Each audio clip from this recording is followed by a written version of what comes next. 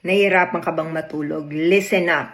Sleeping in a cooler room is not just a nice to have. It triggers real biological changes backed by research. Cooler sleep environments help your core body temperature drop at night, which supports faster sleeping and deeper restorative sleep by enhancing your melatonin signaling. In humans, sleeping in milder cold conditions around 19 degrees Celsius for weeks increase the volume and metabolic activity of your brown adipose tissue. This is the good fat. This is the fat that burns calories.